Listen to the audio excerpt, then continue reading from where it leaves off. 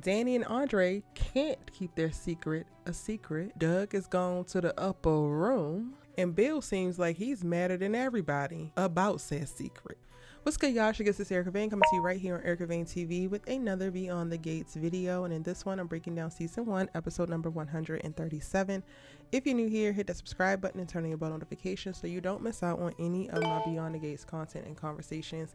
And y'all grab a snack because I fear that this video is about to be a long one. There's so much that played out that I really want to dive into in this episode.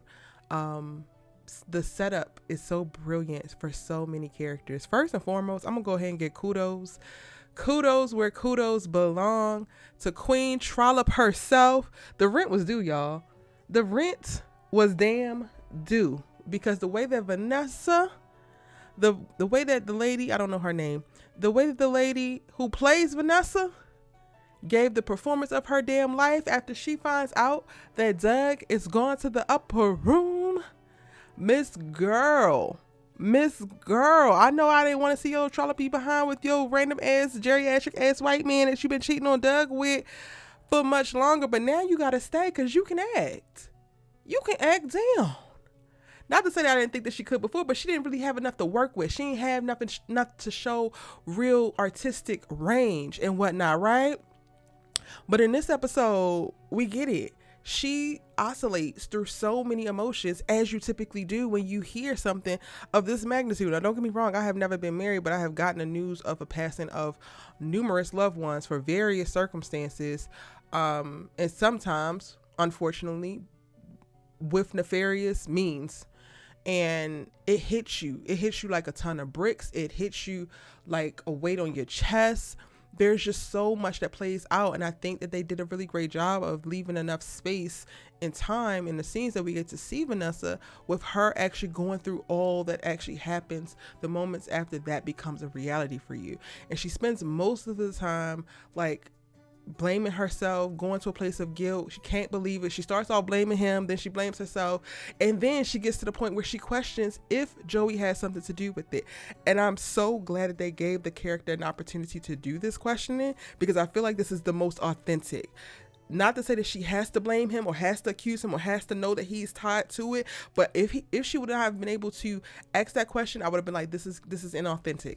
But she does. Now, don't get me wrong, he's able to talk his way out of it and sidestep it cool.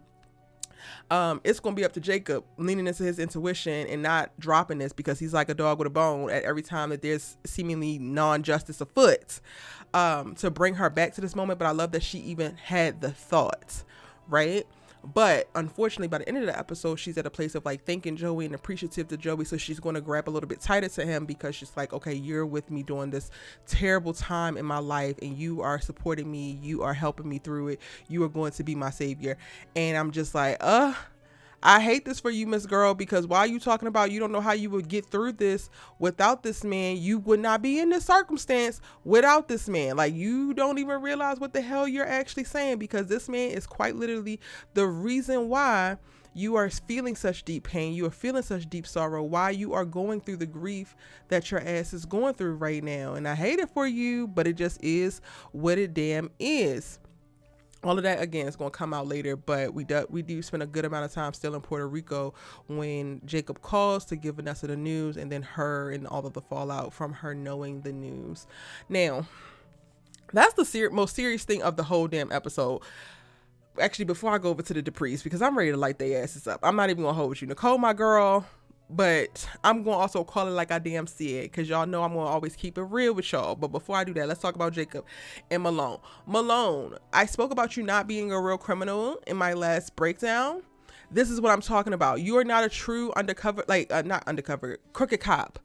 Because the way that you scream, I did that, the way that you scream that I'm involved, Jacob is minding his business, doing what the hell Jacob does. If you covered your eye, you dotted your I's and crossed your T's as you claim that you did, then you would not be sniffing around Jacob all damn day trying to figure out why he looking more into it, why he worried about this, why he worried about that.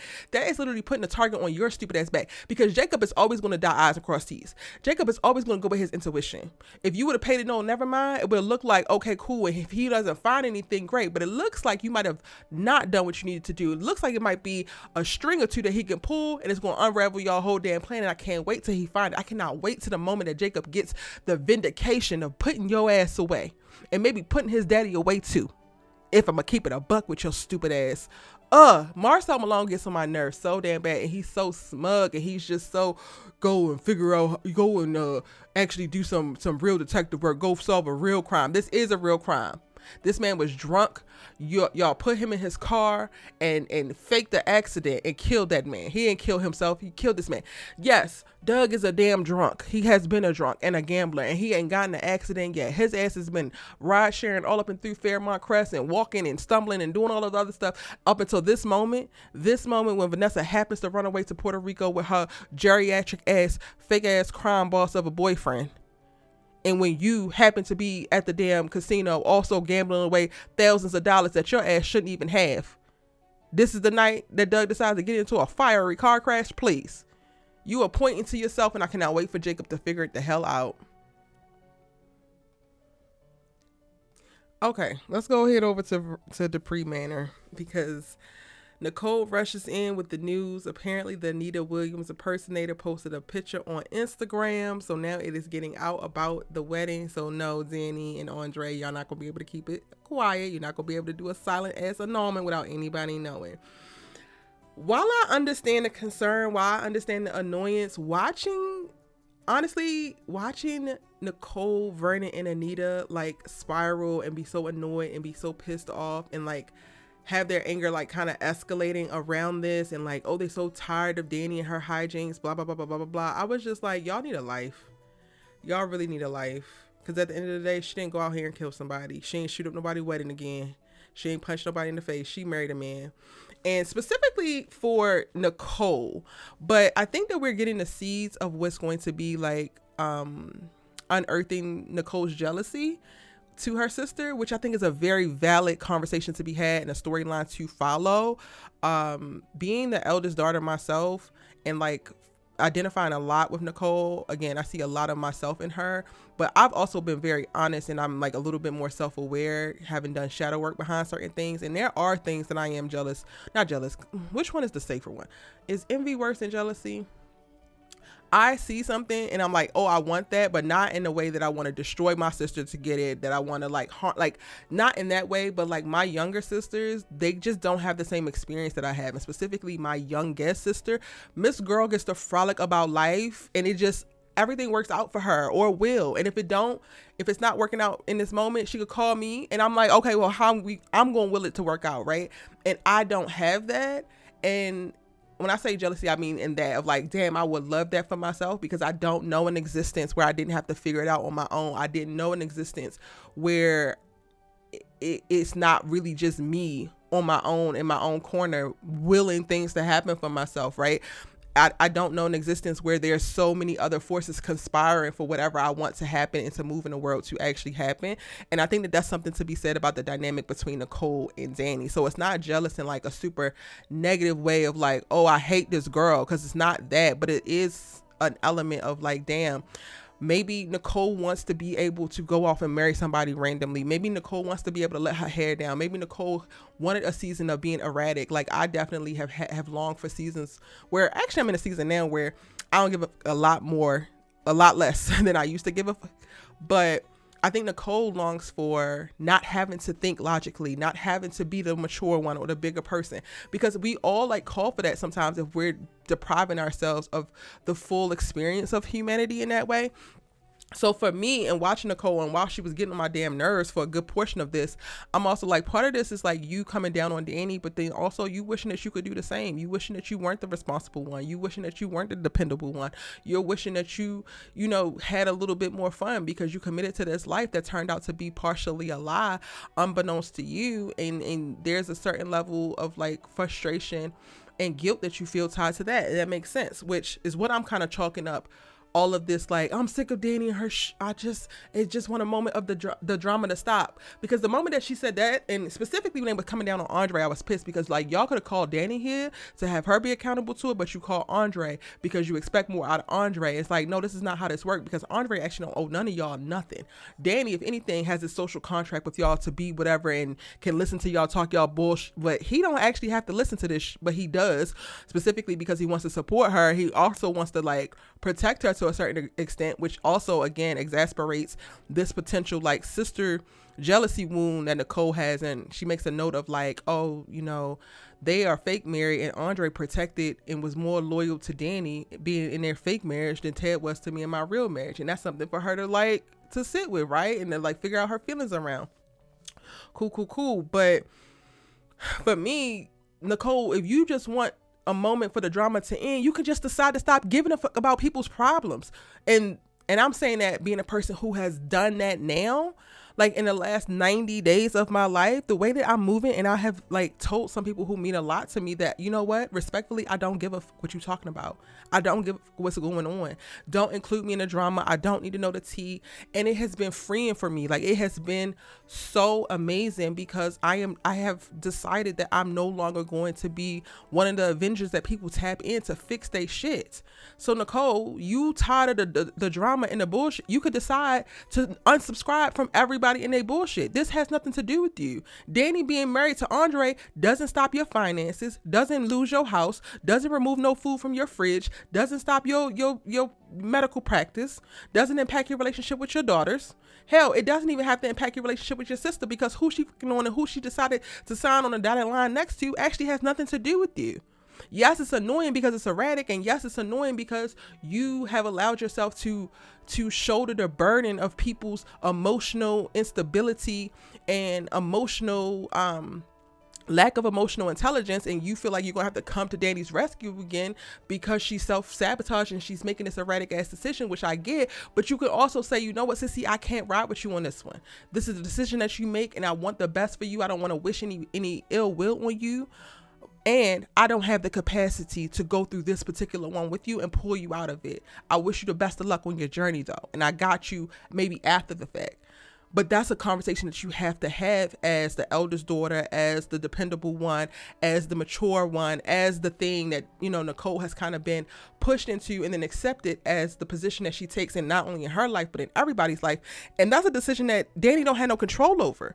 If you want to be done with the drama, you could be done with the drama. Aside from Ted and y'all's damn divorce, you don't have to give a shit about what's going on. You do give about Leslie because that's tied to Ted. But Dani and her shenanigans have nothing to do with you. Vanessa and her shenanigans have nothing to do with you. Like, you could just unsubscribe. And I know it's crazy to hear, but I'm literally saying it specifically because I'm in it now. I'm in it now, and there's so many things that I used to give a fuck about, but that I don't anymore. And it has been the most freeing thing ever, baby. When I tell y'all, I have not known peace like I know peace right now, because I gave people back their bullshit and said, don't bring it back to my house. Respectfully, with love, but just know, because we don't have the capacity to fix the world. No matter how bad we want to. We don't have the capacity to make everything right for the people that we love, especially when it calls for us to call them up or call them out, and then we get backlash for that. Like, yes, you could be 100% right about this being a self-sabotaging decision. And also, it could be the very decision that Dani needed to make to truly propel her through getting over Bill. We don't know how it's going to turn out. It just is what it is. And the way they kind of convene and made this whole DEFCON 1 moment where they're all plotting on how they going to get Dani's life back on track. Y'all going to leave her ass where she at and let her figure this out on her own. Let her live her damn life the way that y'all are living y'all's damn lives. It's so crazy to me how everybody want to conspire to save Dani from harming herself, but who the hell conspired to stop you from building that stupid ass trust that gave Leslie millions of dollars? Nobody. Who the hell conspired to stop y'all from lying to Martin about what went down, and then everybody else about Martin killing somebody? Nobody. So, like, y'all got to make y'all damn mistakes. Let Dani make hers. And if I'm honest, this is a light work ass mistake. This is a mistake that's going to reap beautiful ass positive benefits, if you ask me. And they started this episode because Bill is hot, y'all. I enjoyed this episode so much. The way I was skinning and grinning this whole episode, like Bill is big man. Bill is just, and I started the episode off, I was like, Haley, how dumb do you have to be? Y'all sitting up here talking about, oh, you start the conversation off with, oh, Dani been quiet. He's like, well, like, yeah, I set her straight and da-da-da-da-da-da. Well, I hope it like lasts, da-da-da-da-da-da. He gets to talking about how she's never going to get over him because of what they had and it being so serious, but yet he could get over you. I was literally listening and I'm like, Haley, are you listening to what the hell this man is saying? Because he's talking about the love that they had and how impenetrable it was and how nothing could ever be the same. So how could she be in a position to never get over him, but he's in a position to get over her? What's not clicking, Steven? She wasn't listening then. So then the rest of the episode went on and I'm like, now, is it clicking now? Because the moment she found out by Caroline's little gossipy ass that the wedding actually happened, she sees that he's pissed and he wants to put it on Chelsea. Oh, this is going to hurt Chelsea. This is going to bother Chelsea. This ain't going to do shit for Chelsea. Chelsea going to see this and be like, oh, okay. Oh, okay. But he is hot and he storms out to go and confront Dani because she wants to be the center of attention. She wants to be this and she wants to be that. No, she has always been the center of your universe. Where you're at in this whole marriage to Haley is beyond her. But even in your choice to marry Haley, somehow, some way, it goes back to your desire to either compete with or get the attention of Dani Dupree because she is the center of your damn universe, whether she wants to make it that way or not. I haven't figured out the ins and outs of this stupid ass decision that you've made, but she has been the center of your universe and will never stop being, okay? But going back, Haley tries to call him on it of like, okay, so are you sure that you only mad because of how this is going to affect your grown ass daughters, or is there something else? And he's like, well, I don't got the time to keep affirming to you my devotion to you. I said, you ain't got the time. That was your full-time job before, but now you ain't got the time because you got to go run out and go where? Go see that. Bill, please. And y'all, I was just so giddy. I was giddy like the day before Christmas as a child, the first day of school when your fit is fire and it's laid out right next to you. Like, I was watching this episode so amused, so excited, like just loving every minute of it because Bill responded exactly how I thought that he would, and I love Dani being able to stick it to his ass. Now, I'm moving with caution with her at the end of the episode deciding that they gonna stay married because of how the reaction that it elicited from Bill, because I don't want Andre to get hurt. But then also, Andre has an unnatural allegiance to losers in his desire for Ashley. So you know what, Dani, do whatever the hell you need to do, girl. Stick it to Bill's ass. And honestly, the first thing that I thought at the end of this episode, I was like, I love a fake romance to like madly in love trope. Your girl has been reading the romance novels like crazy in the last 90 days. And this is very much so giving fake relationship, fake marriage to like love of my life. And I love it for them. I'm sorry, y'all. I do. I can't wait to see this continue to play out. Is that everything? That's everything that went down in the episode? I think. That's all I can remember. So that's all I'm going to talk about. See y'all in the next one.